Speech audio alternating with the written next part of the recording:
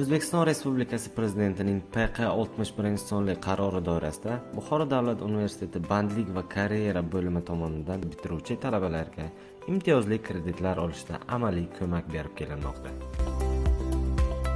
Ushbu dastur doirasida 100 million so'mlik imtiyozli kreditdan foydalangan Nilufar Halimova bugungi kunda o'z tadbirkorlik faoliyatini yo'lga qo'ygan hamda 2 nafar ishsiz fuqaroni doimiy ish o'rni bilan ta'minlagan.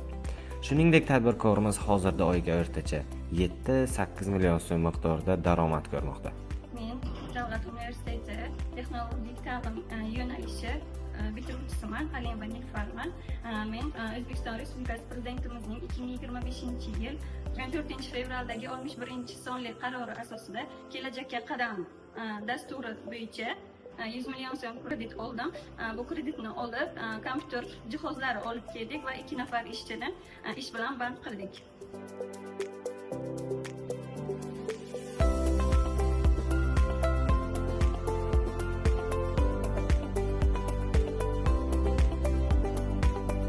Navbatdagi tadbirkorimiz ham o'zining Sardor yorqin transmas'uliyat cheklangan jamiyatini tashkil etib, 533 million so'm miqdoridagi imtiyozli kredit mablag'idan foydalangan holda yuklagich transport vositasini xarid qilgan.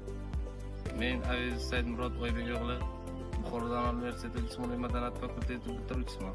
Tadbirkorimizning o'rtacha oylik daromadi 25-30 million so'mni tashkil etadi va 2 yangi ishchi o'rnini yaratgan. Buxoro davlat universiteti bandlik va karyera bo'limi tomonidan bitiruvchi talabalarga yaratilgan bunday imkoniyatlardan samarali foydalanish borasida amaliy ko'mak berib kelinmoqda.